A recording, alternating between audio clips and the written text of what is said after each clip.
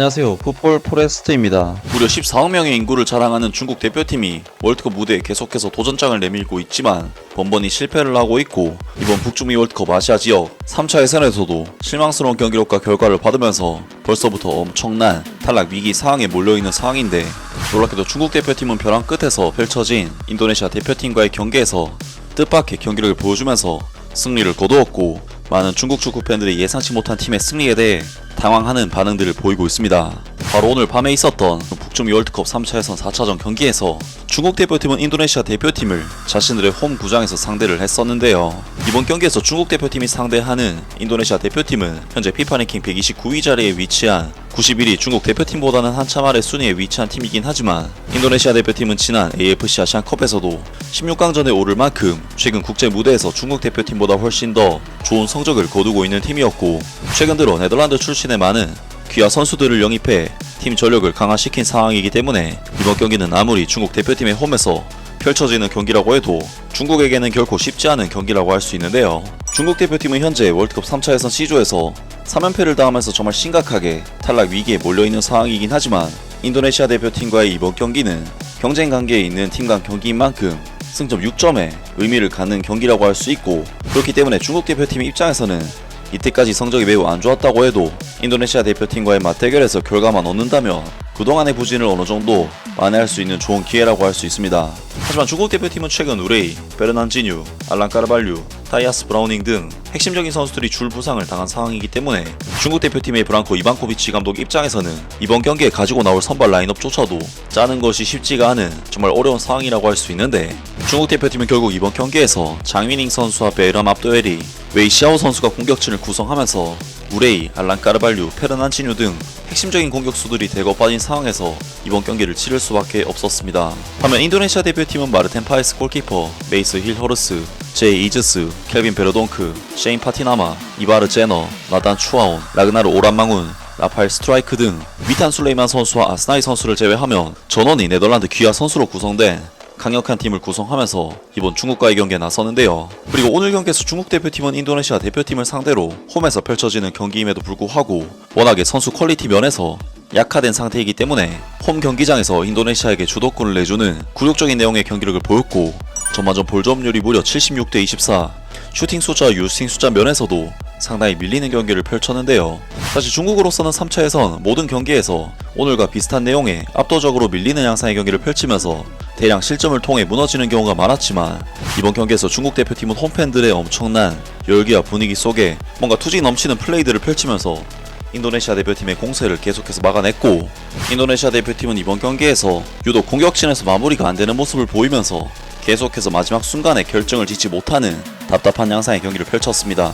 결국 주도권을 제대로 살리지 못한 인도네시아 대표팀은 21분 중국 대표팀의 세트피스 세컨볼을 베이람 압도에리 선수가 받아먹으면서 중국 대표팀에게 선제 실점을 허용했고, 정말 안 풀리는 경기의 전형적인 경기 내용으로 리드를 빼앗기는 좋지 못한 상황으로 경기가 전개되었습니다.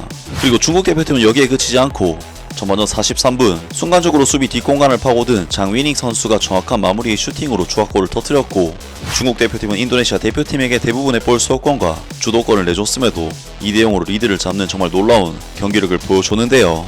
결국 인도네시아 대표팀은 중국 대표팀을 상대로 압도적인 경기 흐름을 가지고 지배했음에도 0대2로 뒤진 채 전반전을 마치는 신태용 감독에게는 그야말로 최악의 상황으로 경기가 전개되었습니다.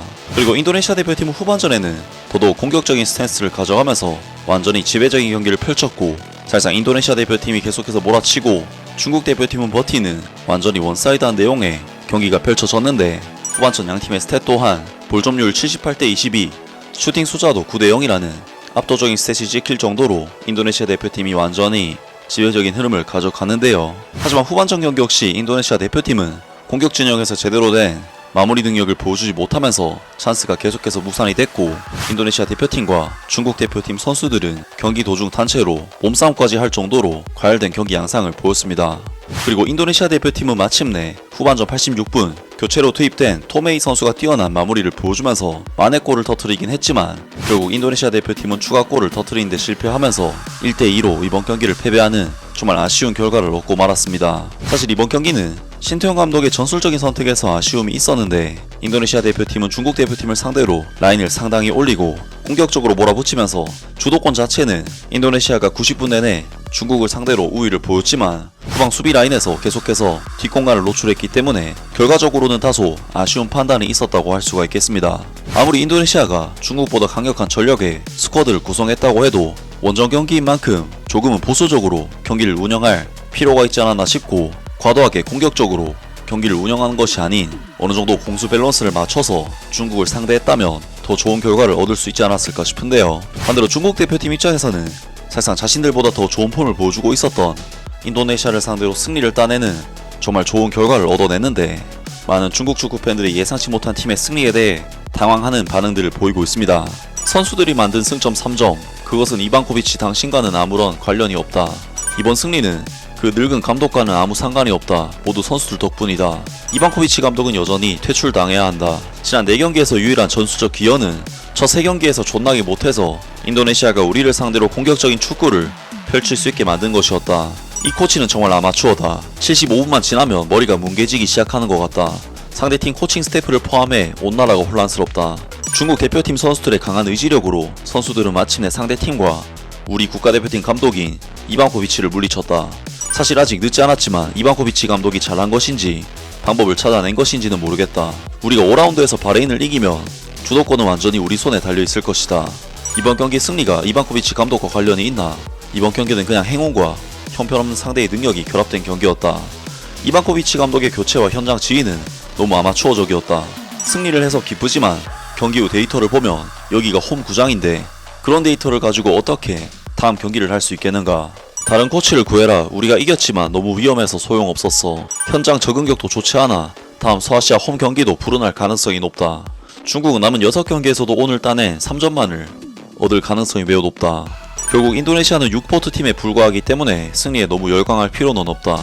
11월에 서아시아에 가서 홈에서 가장 강한 팀과 경기하는 것은 여전히 어렵다.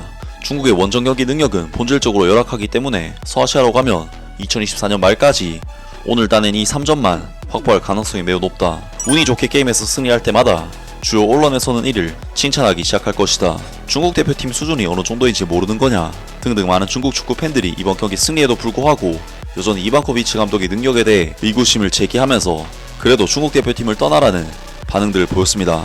중국 대표팀으로서는 물론 이번 경기 승리를 통해 첫 승을 따내긴 했지만 여전히 조 6위로 꼴찌를 벗어나지 못했고, 경기 내용 또한 인도네시아에게 홈에서 압도당하는 경기를 펼쳤기 때문에 마냥 긍정적으로만은 볼 수 없는 경기 내용이었는데요.